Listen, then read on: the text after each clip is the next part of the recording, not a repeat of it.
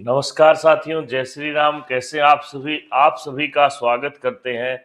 आपका मित्र, आपका बंधु डॉक्टर मनोज शास्त्री बलाली। आज हम तुला राशि के फलादेश की बात करेंगे।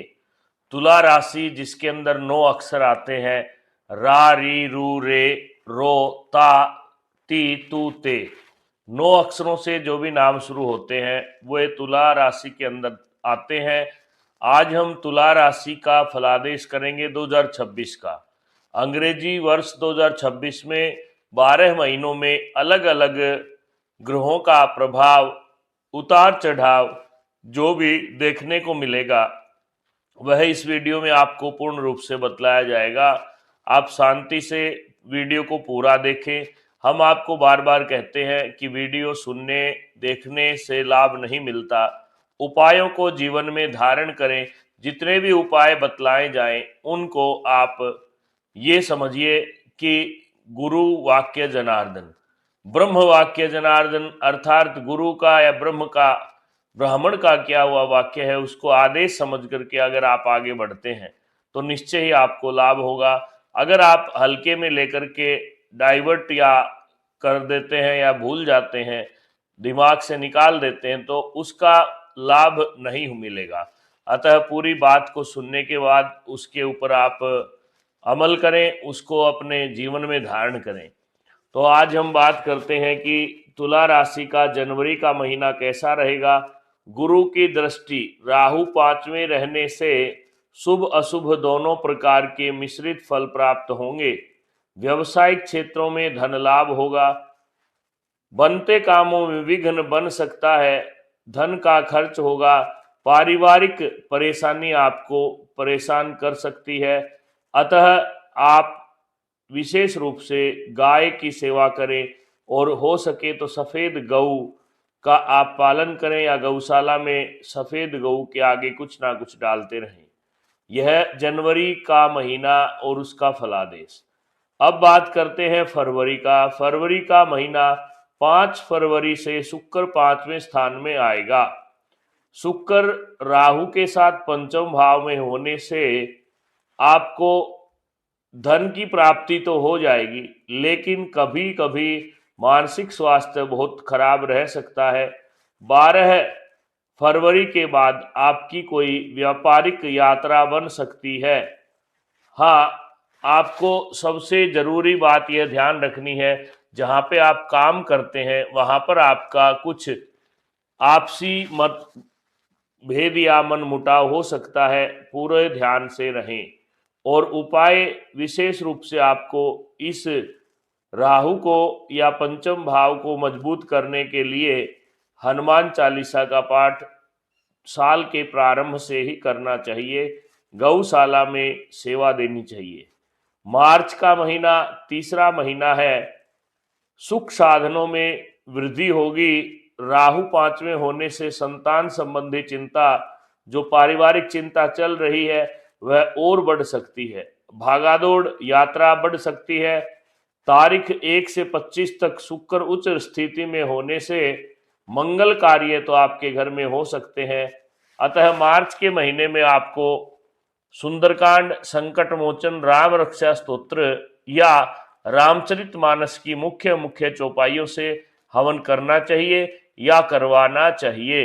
अगर आप स्वयं हवन करना चाहते हैं तो उसके लिए भी हम आपको विधि बतला सकते हैं। आप दिए गए नंबरों पर संपर्क करें। अप्रैल की अगर बात करें, चौथा महीना आपके लिए विशेष रूप से तारीख 14 से सूर्य की नीच की दृष्टि रहने से घरेलू उलझने और बढ़ सकती हैं। पति पत्नी में मन मुटाव बन सकता है। पूर्वार्ध में शुक्र की दृष्टि रहने से पदोन्नति, मान सम्मान तो मिलेगा। यात्रा भी आपकी शुभ रहेगी, परंतु जो आपकी मानसिक स्वास्थ्य है, मानसिक दशा है, वह चिंतनीय है। आप विष्णु सहस्त्र नाम का पाठ शुरू करें या किसी योग्य ब्राह्मण के द्वारा कम से कम आप 21 दिन पाठ करवाएं। अब बात करते हैं मई। मई का महीना 5वां महीना। यह महीना 14 तारीख से ही भाग्य स्थान में शुक्र आने से संघर्षपूर्ण परिस्थितियां बनाएगा, परंतु उससे पहले अष्टम स्थान में शुक्र का विराजमान रहना भी आपके लिए काफी शारीरिक कष्ट लेकर के आ सकता है। अतः आप सफेद रंग की टॉफी या मिठाई छोटी कन्याओं को बांटते रहें, या कोई ना कोई सफेद वस्तु का दान आप घूमती हुई गाय को या गौशाला में दान करें। ऐसा करने से आपका शुक्र बलिष्ठ रहेगा। ये जितने भी हम छोटे छोटे उपाय आपको बतलाते हैं, ये छोटे नहीं है, ये आपके जीवन की भाग्य रेखा को बदल सकते हैं। तो इसलिए कभी भी इनको आप छोटा समझ करके छोड़ने का प्रयत्न न करें। जून का महीना, इस महीने में आपकी दौड़ धूप रहेगी, लेकिन धन निर्वाह योग्य आय प्राप्त होती रहेगी। तारीख 8 से राशि स्वामी शुक्र दशम भाव कर्क तथा केतु के प्रभाव से आपको मेहनत अधिक करनी पड़ सकती है। व्यर्थ का टकराव बन सकता है। मंगल की दृष्टि रहने से आपको क्रोध अधिक आ सकता है। अतः क्रोध की निवृत्ति के लिए आपको एक चित्त रहना चाहिए। प्रातःकाल योगा आसन प्राणायाम करने चाहिए। और जुलाई की अगर हम बात करें तो जुलाई का महीना 7वां महीना, यहाँ पर लगभग 4 जुलाई से शुक्र लाभ स्थान में चला जाएगा। आपके लाभ स्थान में केतु के साथ होने से बिगड़े हुए जो काम है वो सुधर जाएंगे, और उसके साथ साथ आपको पुरुषार्थ मेहनत करने का अवसर प्राप्त होगा और वह मेहनत फलदायी रहेगी। अर्थात इस महीने में आकर के अगर आपको जुलाई के महीने में कोई भी काम करना है तो उसको आप रूपरेखा दे करके उसको आगे बढ़ा सकते हैं। और अगर अगस्त की बात करें तो शुक्र द्वादश भाव में होने से आय कम खर्च अधिक करवाएगा। व्यर्थ की भागदौड़ होगी। माता पिता के स्वास्थ्य के प्रति चिंता हो सकती है, और व्यापार बदलने का या जॉब कंपनी बदलने का मन कर सकता है। अगर सरकारी नौकरी आप करते हैं तो आप वहां पे तबादले के बारे में विचार कर सकते हैं और आपका काम बनेगा भी। और राहु मन को अशांत रखेगा, परंतु गुरु की कृपा से आप बृहस्पति को मनाएं, अपने गुरु को अपने बड़ों को याद करें, निश्चय ही पितरों की कृपा आपके ऊपर बनेगी। अगर अगले महीने की हम बात करें सितंबर की, तो सितंबर का महीना आपके लिए मान प्रतिष्ठा एवं लाभ के अवसर प्रदान करेगा। इस महीने में आकर के आपकी पूरे साल का जो पीछे आपने मेहनत किया था या संघर्ष किया है उसका फल यहाँ पे मिलेगा।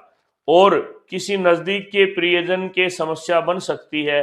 अतः परिवार की दीर्घ आयु के लिए, सुख शांति के लिए बीच बीच में आप अनाथाश्रम में, गौशाला में या पक्षियों को कुछ ना कुछ मीठा खिलाते रहें। ऐसा करें और भूमि सवारी आदि का लेन देन यहाँ पे होगा। आप जमीन भी ले सकते हैं, मकान भी ले सकते हैं, या कोई दुपहिया या 4 पहिया वाहन खरीद सकते हैं। सितंबर का महीना काफी आपके लिए अच्छा रहने वाला है। उसके बाद अगर बात करें 10वें महीने अक्टूबर की, अक्टूबर का महीना आपके लिए बहुत अच्छा रहेगा, क्योंकि 12 अगस्त से जो परेशानी स्वास्थ्य में बन रही थी, वहां पे 3 अक्टूबर को शुक्र जब वक्री आएगा उस समय आपको परेशानी में तो डालेगा, परंतु शरीर में आपके ताकत आ सकती है। और 17 से सूर्य भी इस राशि में रहने से व्यवसाय में उथल पुथल मच सकती है। अतः साझेदारी में कार्य न करें, और इस समय आपको चोट आदि का भय हो सकता है। ड्राइविंग ध्यान से करें, और लगातार आपको संकट मोचन हनुमान अष्टक, हनुमान चालीसा जो हम पहले ही आपको बता चुके हैं इस साल में आपको रोजाना करनी है, वो तो आजीवन भी आप कर सकते हैं, क्योंकि राम का जो नाम है वह तो सुखदाई होता है। राम नाम लागे सुखदाई, बोलो जय श्री रघुराई, जय श्री रघुराई। राम जी का नाम लें। नवंबर का जो महीना है वो आपके लिए बड़ा शुभ होगा। लाभ की कमी रहेगी परंतु धन की कमी नहीं रहेगी। अधिकांश समय व्यर्थ के कामों में बीत सकता है, लेकिन दाम्पत्य जीवन इस समय आकर के सुखी होगा। कुछ विवाद बन सकता है, लेकिन वह आप अपनी समझदारी से सुलझा सकते हैं। दिसंबर के महीने में शुक्र स्व राशि आएगा। स्व राशि अर्थात अपनी राशि में आने से निर्वाह योग्य धन प्राप्त होगा, वाहन सुख प्राप्त होगा, धर्म कर्म में रुचि बढ़ेगी और इस साल के अंत में किसी बड़े मंदिर में या किसी संत महात्मा के दर्शन आपको हो सकते हैं। इस प्रकार से यह तुला राशि के बारे में हमने बतलाया। आप सभी निश्चय ही इसका लाभ उठाएं और जो भी उपाय बतलाए हैं वे आप पूरी शिद्दत के साथ करें। व्यक्तिगत उपाय जानने के लिए आप हमारे दिए गए नंबर पर डेट ऑफ बर्थ समय भेज करके कंफर्म करें। धन्यवाद। जय श्री राम।